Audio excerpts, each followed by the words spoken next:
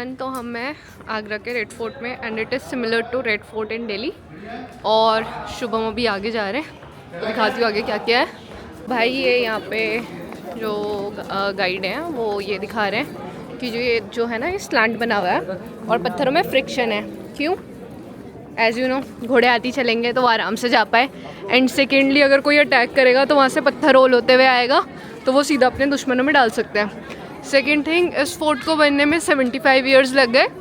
ठीक है, तो ये ऊपर छोटे छोटे स्ट्रक्चर्स हैं, ये नाली है। तो जब दुश्मन अटैक करता था तो यहाँ पे गरम गरम तेल और पानी फेंके जाते थे यहाँ से। इस फोर्ट के आउटर साइड में पूरा खुदा हुआ है, वहाँ पे पानी या मगरमच्छ जो भी है वो छोड़े जाते थे और फॉर ऑब्वियस रीजंस कि कभी अटैक हो तो बचा पाए आर्मी को अपनी, या फोर्ट के अंदर बचा पाए, व्हाटएवर, समझ आना। तो फोर्ट अंदर से कुछ ऐसा है, मतलब चारों तरफ ऐसी दीवारें हैं और उसके बाहर ना ऐसे मतलब खाई टाइप की बनी हुई है जहाँ पानी पानी है, जहाँ मतलब ऐसे मगरमच्छ छोड़े जाते थे। तो ये हमने एंट्री कर ली थी। अभी ये रिया ने आपको बताया कि कैसे कैसे वो नालियों से गर्म तेल छोड़ा जाता था, वो स्लांट किस लिए है, और अंदर ये ग्रास लैंड पूरा बना हुआ है। मतलब इतना बड़ा फोर्ट है, अभी इसको करते करते एटलीस्ट 3-4 घंटे कहीं नहीं जाते। अभी देखते हैं और क्या क्या है यहाँ। वो उधर अकबर का महल है, खैर टूट गया है क्योंकि फ़ॉरेन अटैक जब हुआ था तो फिर अकबर का महल तोड़ दिया गया था। और उसके जस्ट बगल में है, ये है जहांगीर जी का महल। तो जहांगीर जी की महल की एक ख़ास बात ये है कि इसमें दोनों आर्किटेक्चर दिखते हैं, मुस्लिम प्लस हिंदू, क्योंकि उनकी एक रानी मुस्लिम भी थी और एक रानी जो दोदाबाई जी थी वो हिंदू भी थी। मान भाई जहांगीर महल। ये देखो भाई, ये जहांगीर का बाथ टब है जिसमें नहाते थे। इसमें 3 सीढ़ियाँ हैं, 1 2 3 और बाकी अंदर है। काफ़ी बड़ा है, मतलब एज़ कम्पेयर टू हमारे जो बाथ टब होते हैं यहाँ पे हमारे बाथरूम्स में, उससे तो बहुत बड़ा है। पुराने राजा महाराजा बहुत बड़े हुआ करते थे फॉर ऑब्वियस रीजंस। महल के अंदर जाते हुए हमारी रानी।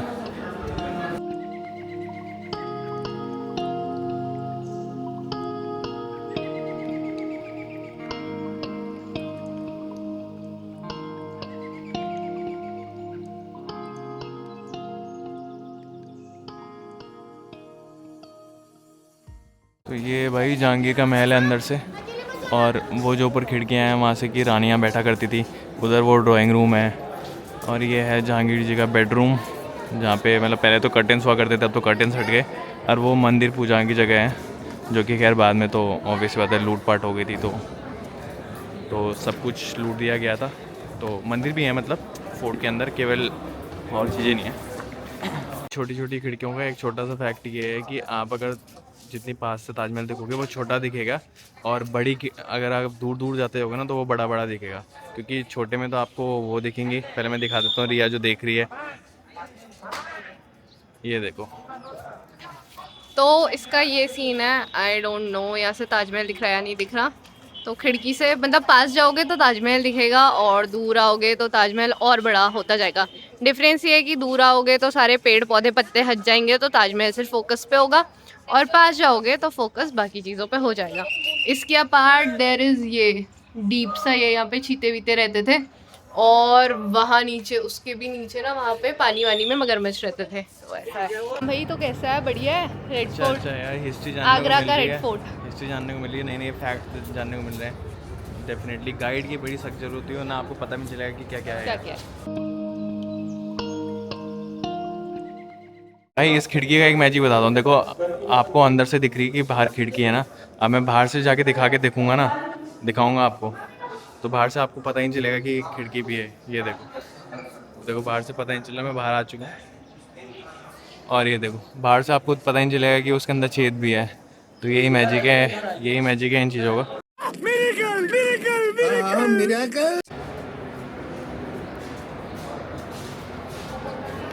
तो भाई वहाँ पर ना वो खाई है, और उसमें ना ऐसे मगरमच्छ वगैरह रहते थे, पानी वगैरह। तो ये जो है ये शाहजहाँ का महल है, और ये दोनों जो डोली टाइप्स बनी हुए हैं ये शाहजहाँ की 2 बेटियां थी, तो उनकी शादी नहीं हो पाई क्योंकि शाहजहाँ इतना बड़ा एम्परर था तो उनकी बेटी के लिए कोई मिला नहीं। ठीक है, तो उन्होंने उसके लिए फिर ऐसा डोली जैसा महल ही बना दिया, और उसको बेटियों ने बनवाया। बेटियों ने खुद बनाया।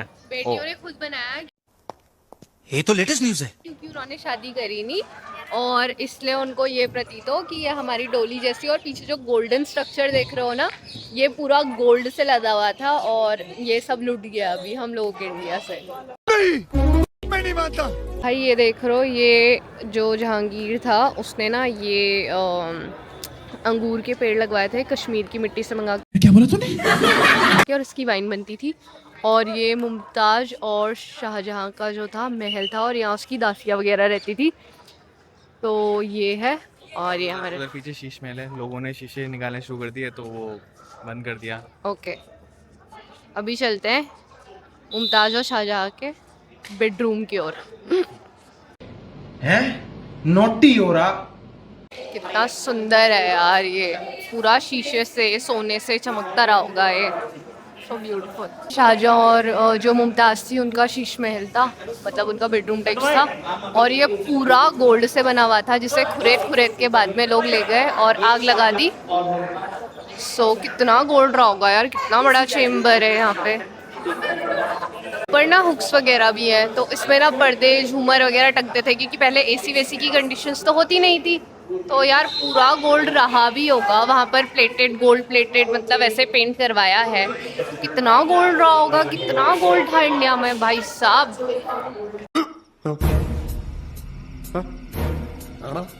ये खिड़कियाँ हैं तो इनसे मतलब सूरज की ऐसी रोशनी आती थी तो डिफरेंट डिफरेंट टाइप के कलर्स आते थे। अब तो खैर ये पूरा खुरेद चुका है तो काफ़ी डिप्लीटेड कंडीशंस में है। पर जब सोने से पूरा बना रहा होगा यार, क्या ही रहा होगा। सोने के दरवाजे थे, पर्दे थे, झूमर थे, सब मतलब प्लेटिंग थी गोल्ड की, नेक्स्ट लेवल। ये जहांगीर की दूसरी बेटी जहानारा का महल है, वही पालकी जैसी शेप में है। और अब मैं आपको ले चलता हूँ शाहजहाँ की प्रिजन में, जो कि औरंगज़ेब ने बनवाई थी। तो देख लो भाई, यही वो क्या बोलूँ मैं इसे, अबे जल्दी बोल, कल सुबह पनवेल निकलना है। ये वो जेल है जो औरंगज़ेब ने बनाई थी अपने पापा के लिए, शाहजहाँ के लिए। और वो यहाँ से ताजमहल विजिबल भी है। और ये रही जेल, बस इतना ही है, इतना छोटा सा एरिया दिया था। देखो भाई, ये है वो जेल। और ये जेल भी, इसमें जेल भी भाई ऐसी जेल नहीं है। देखो इसमें जेम्स दिख रहे हैं आपको, बहुत ही मतलब यूनिक जेम्स हैं, पर सारे उखाड़ दिए गए हैं क्योंकि लूटपाट बहुत हुई है। तो भैया जेल भी बहुत अच्छी जेल बनाई थी और यही थे रूम्स और यहीं अंदर कैद रखा जाता था। जब शाहजहां को दिखना बंद हो गया, तो ऐसा बोला जाता है कि जब शाहजहां को दिखना बंद हो गया था तो उन्होंने उनके लिए एक डायमंड लगाया था ताकि वो ताजमहल का रिफ्लेक्शन देख सके उस टाइम। मतलब जेल में भी रखूँगा तो थोड़े रहम से। तो ये हम आ गए हैं दीवाने खास, जहाँ मंत्रियों की मीटिंग होती थी। और ये राजा साहब की क्या कहते हैं, थ्रोन या गद्दी, ये भी मान लो। तो कहते हैं कि अंग्रेज़ों ने यहाँ पे हमला किया था तो गोला जो मारा था उससे आधा ही पत्थर टूट पाया और ये छिटक के गया वहाँ पे, वो जो छेद है वहाँ छेद हो गया। अब ये फेबल्स कितनी सच हैं कितनी झूठ हैं ये तो पता नहीं, पर लेकिन as told by our guide, क्योंकि वो बहुत पुराने यहाँ पे तो उन्हें सब कुछ पता है, तो इसलिए। और ये पीछे, उसके पीछे यमुना है और उधर वो क्या नाम है, शाहजहाँ की जेल। तो चलो भाई, आज हिस्ट्री के काफ़ी सारे फैक्ट्स भी देखने को मिल रहे हैं। तो ये हम बीच में ग्राउंड में आ गए हैं। तो यहाँ पे तालाब हुआ करता था, मछलियाँ रहती थी और राजा जी यहाँ से ही मछलियों का शिकार खेला करते थे। उधर कॉइन्स की मिंटिंग होती थी एंड नीचे मीना बाज़ार लगता था रानियों का। और ऊपर जो है, ऊपर रिकॉर्ड रूम है। दीवाने खास दिखा देता हूँ आपको। ये पीछे क्या है, राजा का महल है, मतलब ऐसे दिखा देता हूँ। ये नीचे मंत्री जी बैठा करते थे, वो ऊपर वो राजा जी बैठते थे वहाँ, वो राजा जी, एक रानी और वो ये दूसरी तानी का। और यहाँ पे बैठती थी नॉर्मल पब्लिक, ठीक है।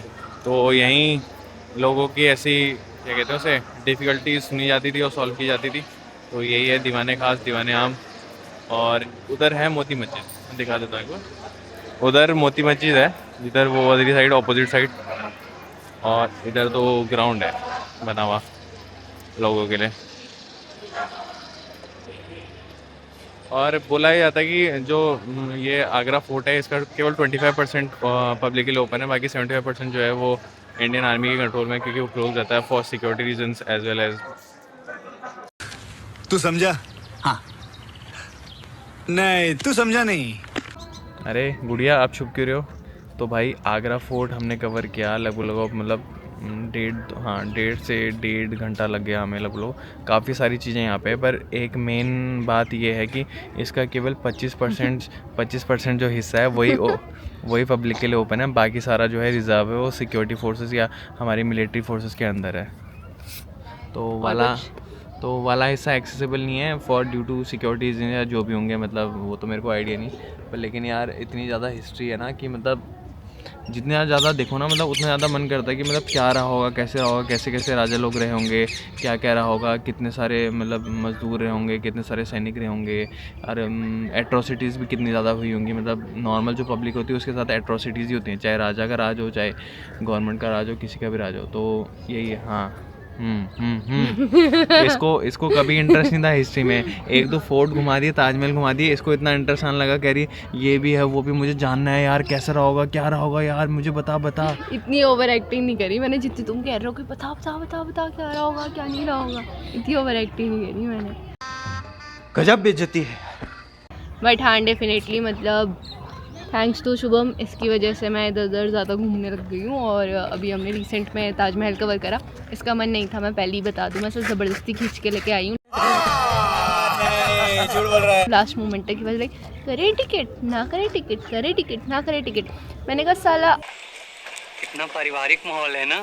हाँ सॉरी, मैंने कहा अगर मैंने ठाना है कि न्यू ईयर में कि यार हर 15 डे में एक जगह ट्राई करनी है। अभी सोचा है, पता नहीं हो ना हो, क्योंकि समर्स में तो नहीं हो पाता ना, समर्स में नहीं जा पाओगे। समर में जाओ पहाड़ी जगह नहीं, लेकिन फिर बारिश भी होती है ना, तो वहाँ पे लैंडस्लाइड काफ़ी होती है। तो मैंने कहा यार तब जा पाएंगे, नहीं जा पाएंगे। मैंने कहा सोचो ही मत, जो फर्स्ट ट्रिप है उठा लो भयंकर। तो मुझे लगा यार ताजमहल देखने का मन हो रहा है, ताजमहल देख के आते हैं। तो पहले जब शुभम मेरे को बोलता था कि ताजमहल जाना है या ये है वो है, तो मैं बोलती थी क्या है यार, एक बिल्डिंग ही तो है। And when I came today and I saw that building, I was like building is like wow, ऐसे करके बहुत सुंदर था। मेरा मन कर रहा था कि बैठ जाऊँ वहाँ पर, तकती रहूँ, देखती रहूँ ताजमहल।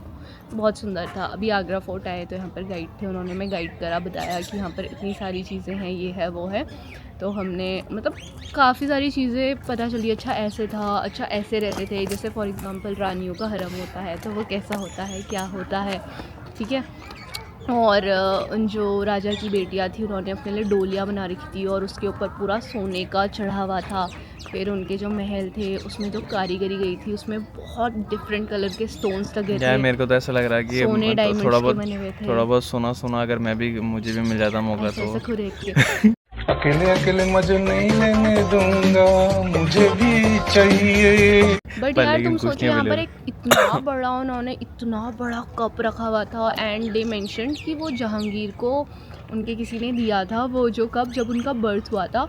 और वो जो बाथ टब है जो एक बच्चे के लिए दिया जाता है, मतलब बहुत ह्यूज है, वो पूरा सोने और हीरो से बना हुआ था और पूरा जड़ा हुआ था। और अंदर भी उसके पूरा सोना और हीरे पूरा भर के उसे दिया था। तो मैं सोच रही हूँ कि यार कितना ही रहा होगा कि जो पूरा लुट के चला गया। इवन हम लोगों की जो ये फोर्ट्स हैं, इनकी वॉल्स पे भी ना सोने से चिनाई हो रखी थी, सोने से, और बहुत बारीक मोती वगैरह और बहुत प्रीशियस पत्थर वगैरह लगे थे। जहांगीर की 2 बेटियों के ऐसे जो महल से बन रहे थे छोटे छोटे ऐसे, मतलब डोली के रूप में, उसके ऊपर भी पूरा गोल्ड था भाई, वो भी गायब पूरा गायब। वही सोच रही थी कि जब कितना सोना रहा होगा कि जो वॉल्स हैं उन पे भी सोना चिना हुआ था भाई, सोना चिना हुआ, डायमंड चिना हुआ। लाइक यार कितना रहा होगा। और अब 1 तोला 2 लाख रुपए। बट एक्चुअली उस टाइम पे मेरे को लगता है जो बार्टर सिस्टम था वो भी सोने चांदी और आपके कॉपर इन सब में ही चलता था ना। अब जैसे अब तो एडवांसमेंट हो गया, तो अब कैश में चलता है या इसमें चलता है या सिक्कों में चलता है, लेकिन उस टाइम पे इसमें चलता था। अब तो बट यार क्या ही रहा होगा ना वो ज़माना, कितने बड़े राजा के महल थे, एक राजा का सिंहासन, राजा ने जो बोल दिया वो हो गया। इतनी सारी उसकी रानियाँ, इतने सारे उसके सैनिक कैसे मैनेज करते होंगे, तो बहुत सारी चीज़ें। मज़ा आ गया मुझे मज़े। मतलब आज का जो मेरा वीकेंड था, तो पहले मेरे को ये लग रहा था कि सुबह रात को ना ट्रैवल के चक्कर में, सोचने के चक्कर में नींद ज़्यादा पूरी नहीं हुई।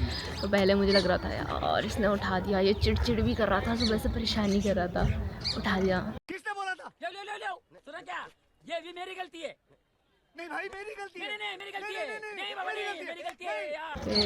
पर जब आए और घूमे I was like thank you Shubham, thank you so much Shubham. तो अभी हम आपको दिखाएंगे कि हम जो वापसी जिस ट्रेन से जा रहे हैं वो गतिमान एक्सप्रेस है, ठीक है, और वो अंदर से कैसी दिखती है क्या है, तो थोड़ा सा वो दिखाएंगे और उसके बाद ब्लॉग एंड कर देंगे।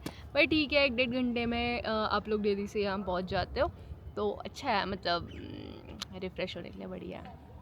भाई आगरा फोर्ट का जो रैपअप है हम यहीं पे करते हैं। इसके बाद हमारी 5:30 बजे एक ट्रेन है गतिमान, उससे हम वापस दिल्ली जाएंगे और फिर और कल अभी बज गए हैं 3 और हम कर रहे हैं यहाँ पे थोड़ा सा अभी हम थोड़ा रिलैक्स spend करेंगे, यहाँ पे अपना टाइम स्पेंड करेंगे। हमारी 5:30 बजे की ट्रेन है, उसके बाद वापस दिल्ली आज ही मिलते हैं एक नए ब्लॉग के साथ।